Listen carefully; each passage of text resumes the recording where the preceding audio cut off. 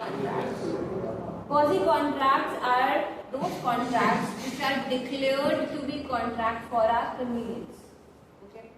They are contracts because the equity demands these contracts to be considered as proper contracts. In a proper contract, we have an offer that is accepted by the promisee, and then it becomes a promise, then it in turn becomes an agreement, and then it is enforceable by law. So, in a perfect contract, there is an offer, then it is acceptance, and then it is a promise. However, in these quasi-contracts, there is no specific offer, there is no specific acceptance, but there has been an exchange in such a way that where one party is benefited. Now, all of these corporate laws that we study, which is Indian Contract Act, SRA, Companies Act, Competition Law, Sales of Goods, Partnership Act, and more. Here, the larger theme of all these laws are to discourage unjust enrichment. हमें एक party को दूसरे party के नुकसान पे किसी और party का enrichment नहीं होगा. One party cannot benefit on the loss of the other. So, if I have lost money, okay, I was carrying cash, and I have in my jeans pocket 500 rupees का मैंने एक note रखा हुआ था. It fell out, and it is lying. Now the other person, he found it. Now he has 500 rupees. Loss मेरा हो रहा है, और उसको unjust enrichment हो रहा है, right? So the law is discouraging unjust enrichment. Now we have certain sections which deal with quasi-contracts. They are section 68 से लेके 72 under chapter 5 of the Indian Contract Act. And the first section is section 68, which talks about necessaries supplied. Now, necessaries supplied to a person incapable. Now, the word incapable is open to broader interpretation. It will include lunatic, that is a person of unsound mind, a person who is a minor, anybody who is incapable of maintaining themselves because they are insolvent. उनके पास इतने पैसे ही नहीं बचे, वो अपना खर्च चला सकते. Or this person is someone who is very sick and therefore he cannot go to the office, and therefore he needs what? He needs someone to take care of. These are the people who are incapable, and also those people who are dependent on them. तो जो बीमार आदमी है उसकी family भी तो उस पर डिपेंडेंट होगी. तो अगर हमने उस फैमिली के लिए भी अगर कुछ किया जब वो आदमी बीमार था, तो वो भी नेसेसरी सप्लाइड में count. Make sense to you? Under which section? Section 68. Now, if we open section 68, which is on page 32 of Universal Bare Act. A person incapable of entering into a contract or anyone whom he is legally bound to support is supplied by another person with necessaries suited to his condition of life. Now, suited to his condition of life, that is, he really needs it. So, if a person who is a lunatic and he needs certain kind of medicines to take care of his mental health, these medicines are expensive.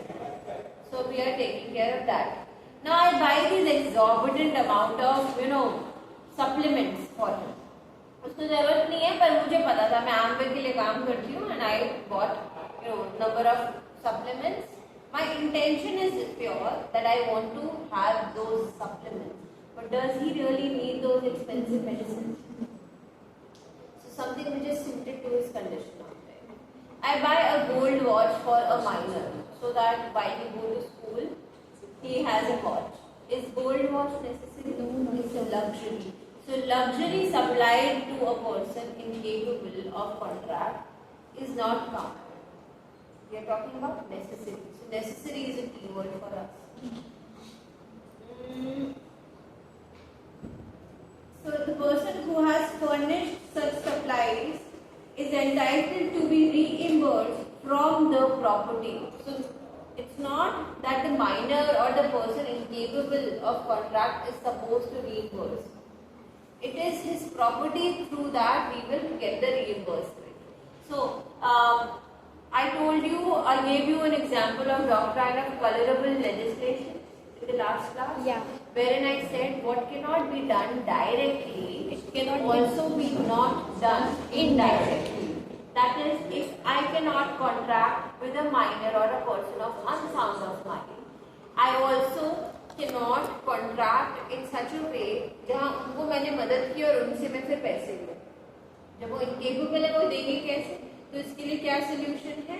Their property, their estate, through that we will get our reimbursement. Okay. The larger theme of section 68 से लेके 72 is talking about non-gratuitous act. अगर मैंने किसी मजबूर आदमी की मदद की थी, उसको जरूरत थी, तो यहाँ मेरी ग्रेटिट्यूड एक्ट है. यहाँ अब उसकी मर्जी हुई कभी तो वो मुझे प्रॉपर्टी दे सकता है. Section 68 is also operating in that way only कि आपने उनकी जरूरत पे अमाउंट दे दिया और आपका इंटेंशन हमेशा क्या था? कभी ना कभी वो मुझे अमाउंट वापस दे देगा. Okay. Now we have illustration B of section 68. A supplies the wife and children of B a lunatic with necessaries suitable to their condition in life. A is entitled to be reimbursed from B's property. So either the person who is lunatic or his family who is dependent on him, right? दोनों लोग responsible होंगे. दोनों लोगों को अगर आपने necessaries दे दी हैं, तो आप उनकी property से आप अपने लिए amount दे सकते. Now this is reimbursement, which I am talking about section 69. It talks about reimbursement of person paying money due by another in payment of which he is interested. I have a property. I have rented out to a tenant. Now this tenant knows that this landlord has not been paying the electricity bill and water bill for quite a long time. He gets a notice. Tenant के पास notice आया क्योंकि उसी घर पे एक notice आया electricity department से कि अगर आपने इस महीने का भी बिल नहीं दिया और अपने अरियर्स नहीं क्लियर किए तो आपको बिल पूरा कट कर जाएगा, मतलब इलेक्ट्रिसिटी सप्लाई आपकी काट दी जाएगी.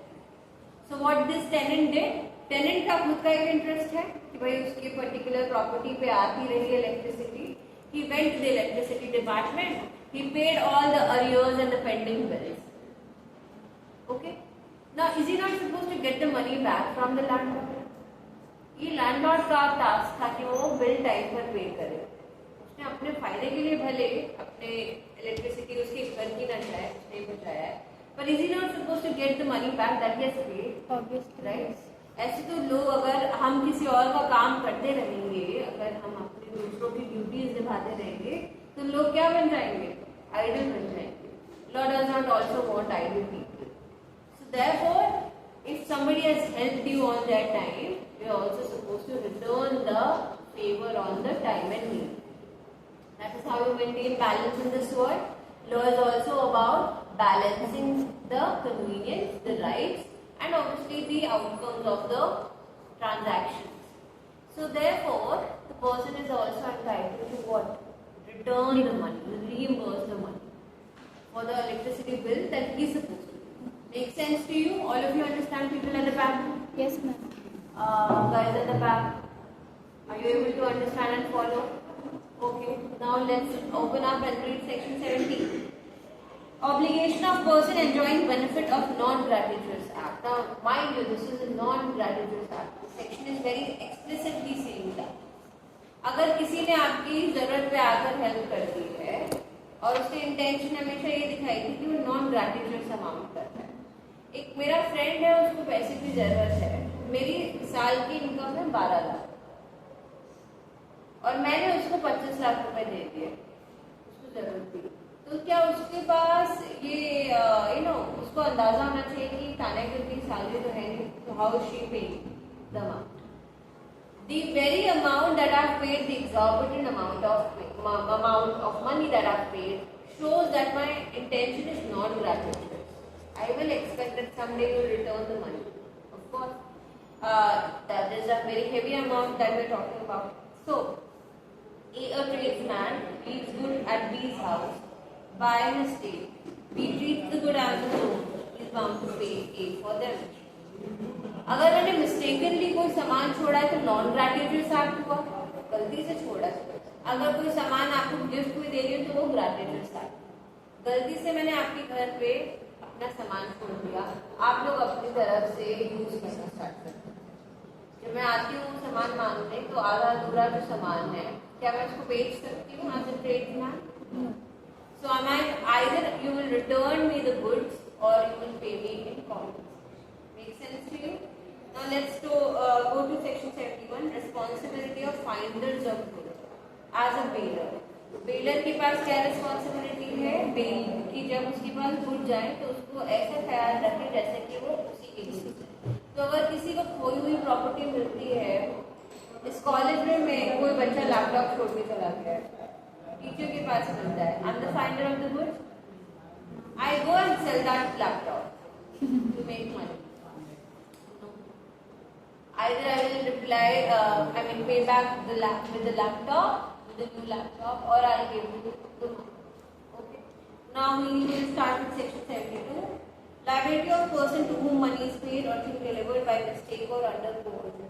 If a person has gotten a property, he got my signature under coercion, and now he has taken the possession of the property, I am supposed to get back the property via section 72. So now you understand the larger theme of all these sections is to prevent what? Unjust enrichment, and to encourage what? And attain what? Equity. Sasha, can you close the video?